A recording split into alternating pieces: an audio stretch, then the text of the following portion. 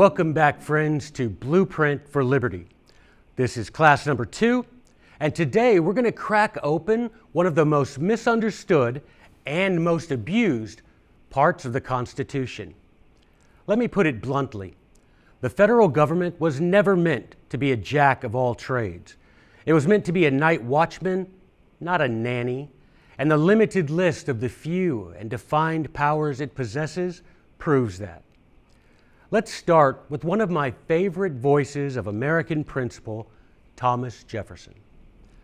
Congress had not unlimited powers to provide for the general welfare, but were restrained to those specifically enumerated. You hear that? Restrained. That means there's a fence built around federal power, a fence made of words and boundaries, not bureaucrats and committees. Jefferson's best friend, James Madison, echoed this vital principle of Republican government in a speech delivered at the Virginia Ratifying Convention in June 1788. The powers of the federal government are enumerated. It can only operate in certain cases. It has legislative powers on defined and limited objects beyond which it cannot extend its jurisdiction. And although he is all but forgotten now, St. George Tucker was a scholar and a soldier who wrote the first commentary on the U.S. Constitution. And it was the textbook on that subject for decades after it was first published in 1803. Regarding the limits of federal power, St. George Tucker, in his View of the Constitution of the United States with Selected Writings, wrote, "The powers delegated to the federal government being all positive and enumerated according to the ordinary rules of construction, whatever is not enumerated is retained." Earlier in the same commentary, he wrote, "In like manner, if in a limited government the public functionaries exceed the limits which the Constitution prescribes to their powers, every such act is an act of usurpation in the government." And further on, he concisely summed it up best when he wrote, "Acts of Congress, to be binding, must be made pursuant to the Constitution, otherwise they're not laws, but a mere nullity, or what is worse, acts of usurpation." Finally, in Samuel Johnson's Dictionary of the English Language, published in 1785, restrain is defined as to limit, to confine. Could it be any simpler than that? So here's the natural follow-up. Where are those powers listed? And you already know the answer: in the Constitution. Let's be absolutely clear about what we're talking about here. To enumerate something means to list it out deliberately, one by one. This isn't vague, it's precise. It's like loading your rifle and checking your rounds before stepping into a firefight. You don't assume you're ready, you verify, you count. You know exactly what you've got because what's not there doesn't count. You don't guess your way into a gunfight, and you sure don't guess when it comes to government power. Now, if you really want to understand the mindset of the founders, go back to the dictionary they trusted, Samuel Johnson's dictionary, the one that sat on their desks and shaped their understanding of language. In it, enumerate is defined as to reckon up singly, to count over distinctly, to number. That's not poetic, that's deliberate, that's legal, and there's zero room for confusion. The Constitution doesn't toss Congress a vague invitation to govern however it sees fit. No, the powers granted to Congress are explicitly listed in Article 1, Section 8. They're not hidden, not implied, and certainly not left open to interpretation by unelected bureaucrats or activist judges. They are enumerated, laid out one by one, like bullets in a belt, like commands in a war plan. Each one of those powers is numbered, limited, and binding. That list is the only battlefield where Congress can operate. Step off that field and they're trespassing, period. So when someone tells you Congress can do whatever it thinks is necessary or good for the country, you remind them of the truth. If it's not listed, it's not lawful. That's the power of enumeration. That's the constitutional doctrine that holds the federal beast on a leash, if only we'd pull it tight. Picture this. You hire an architect to draw up plans for your dream retirement home. You're not looking for anything fancy, just a solid, modest, one-story ranch. Functional, affordable, and built to last. You go over the blueprints carefully, approve every line, and head out on vacation while the crew gets to work. But when you come back, you don't find your ranch. Instead, sitting on your land is a 5-story Victorian monstrosity with a glass dome, a gold-plated plumbing, an indoor waterfall, and, because why not, a solar-powered goat barn on the roof. You stare in disbelief and ask the builder, "What is this?" And he just shrugs and says, "Well, you didn't say I couldn't." Now let me ask you, would you accept that excuse? Would any sane person? Of course not. Because you gave that builder a blueprint, a clear, specific plan. You didn't give him permission to improvise, embellish, or go rogue. He had one job: follow the plan. The same can be said for Congress. The justification of, "You didn't say I couldn't," is not acceptable every time Congress wanders outside the boundaries of the Constitution. Each elected representative should know their enumerated powers, the blueprint. Instead of sticking to it, they build a sprawling monstrosity of federal programs, regulations, and agencies that have no place in the original plan. When challenged, they say, "Well, the Constitution doesn't explicitly forbid it," but that's not how it works. Not in construction and not in constitutional government. The founders didn't give the federal government unlimited permission with a few restrictions. They gave it a short list of specific powers, and that list is the only authority it has. The Constitution is not a blank check. It's a binding contract. The Constitution is our national blueprint. If the power isn't listed, the federal government isn't allowed to build it. And if Congress or anyone else wants to change that blueprint, there's a legitimate process for doing so. It's called an amendment, not an imagination.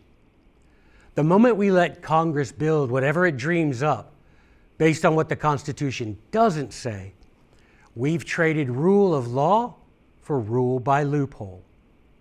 And when that happens, liberty isn't remodeled, it's demolished. Now imagine if we forced Congress to stay within these boundaries, to only legislate in areas listed or enumerated. Imagine if we took the chains of the Constitution seriously and applied them to the federal budget. Experts have estimated that more than 80% of what the federal government spends money on is outside of its constitutional authority. If we trimmed the fat and stuck to what's enumerated, we wouldn't just balance the budget, we'd have a surplus big enough to scare the ghost of Andrew Jackson. And yes, he's the only president who ever paid off the national debt back in 1835. It can be done if we have the will to wield the knife and the courage to call Congress to account anytime it tries to exercise some power not included in the list of its powers contained within the Constitution. The Founding Fathers recognized runaway spending as a one-way ticket to the ruin of the Republic. In a letter to Samuel Kercheval in 1816, Thomas Jefferson warned, "To preserve their independence, We must not let our rulers load us with perpetual debt. We must make our election between economy and liberty or profusion and servitude. In a similar vein, James Madison explicitly warned of the woes that accompany accumulation of government debt. I go on the principle that a public debt is a public curse, and in a representative government, a greater than in any other. Crack open the Constitution and take a look. Notice something?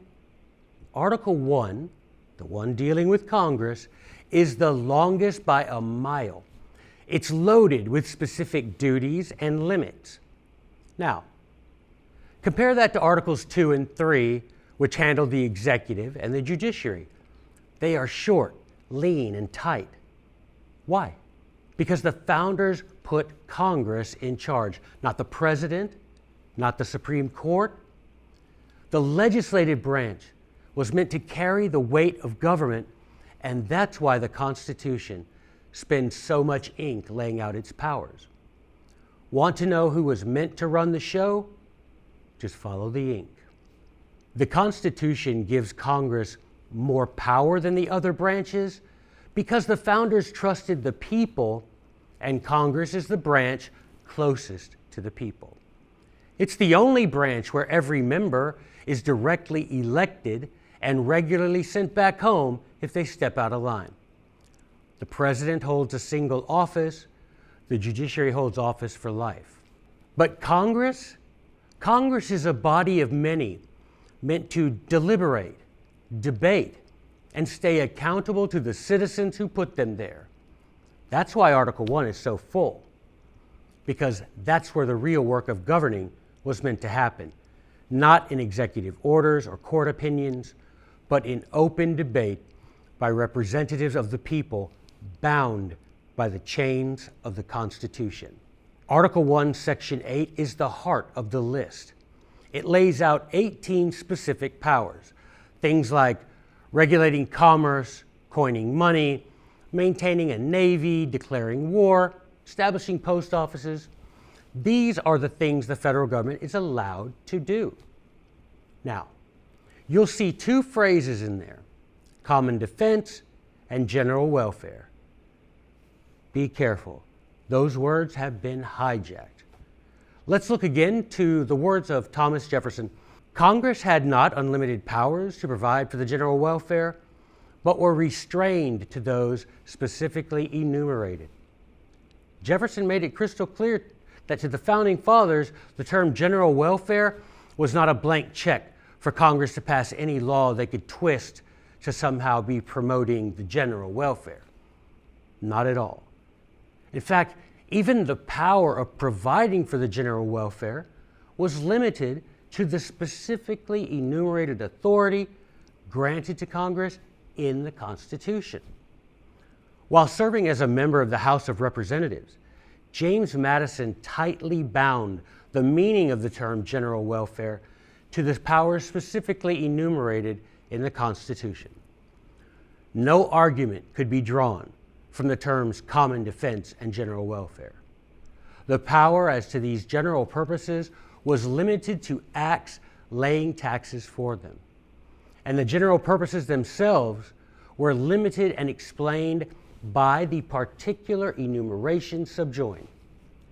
To understand these terms in any sense that would justify the power in question would give to Congress an unlimited power, would render nugatory the enumeration of particular powers.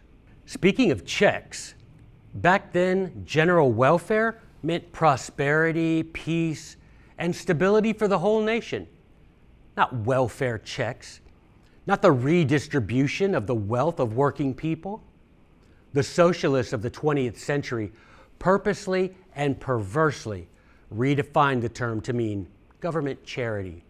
But Jefferson, Madison, and the other leading lights of the founding generation defined it as national success, not cradle-to-grave dependency on government largesse. All right, now pull out that pocket Constitution. Yes, the one we carry not as decoration, but as a declaration of who we are. Flip past the preamble and go straight to Article 1, Section 1. Right out of the gate, the founders lay it down plain. All legislative powers herein granted shall be vested in a Congress of the United States. Not some legislative power, not shared legislative power, all of it. That's not poetic language or philosophical theory, that's the law. That one sentence tells us exactly who has the authority to make laws in this republic. Congress, period. So how much legislative power is granted to the president? None, not a shred. The executive branch was never meant to be a lawmaker. It was meant to execute the laws passed by the representatives of the people. That's why we call it the executive branch. But look around today. Presidents churn out executive orders like they're royal decrees. Federal agencies push out thousands of regulations every year. Rules with the full force of law, written by unelected bureaucrats, not by Congress. Signing statements, emergency powers, rule-making authorities, it's all sleight of hand. It's lawmaking by people who were never given that power. That's not leadership, that's usurpation. And the founders had a word for that too, tyranny. And let's not leave the judiciary off the hook. Article 3 is crystal clear. The courts are to interpret the law, not invent it. Judges were never supposed to become black-robed lawmakers imposing national policies from the bench. But that's exactly what we've allowed to happen. 9 unelected justices, appointed for life, now presume to redefine marriage, rewrite abortion laws, and micromanage our lives in ways the founders never intended. That wasn't the deal. That's not checks and balances. That's consolidation of power, and it's a constitutional betrayal. The moment we allow the president or the courts or anyone outside of Congress to make laws, we step outside the boundaries drawn by the founders. And when we abandon those boundaries, we don't just break the Constitution. We break the chains that were meant to bind government down and protect our liberty. So when Article 1, Section 1 says all legislative powers, it's not just a line on paper. It's the cornerstone of the whole structure. If we don't defend that line, the whole house comes down. So what do we do when Congress reaches beyond its rightful authority? When it grabs power the Constitution never gave it? Simple. We invoke the 10th Amendment, the firewall between federal overreach and our freedom. The powers not delegated to the United States by the Constitution, nor prohibited by it to the states, are reserved to the states respectively, or to the people. That's not a footnote, that's not a loophole, that's the line in the sand. The 10th Amendment is a declaration of sovereignty.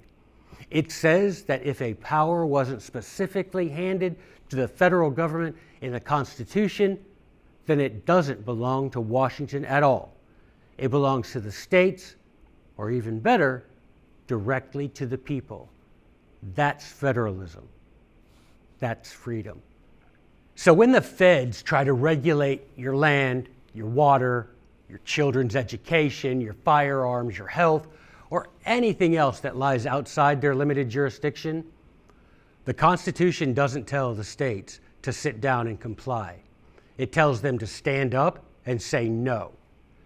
The act of standing firm is called nullification. And despite what the media or academia might say, it's not fringe, it's not lawlessness, and it's sure as hell not rebellion. It's responsible government.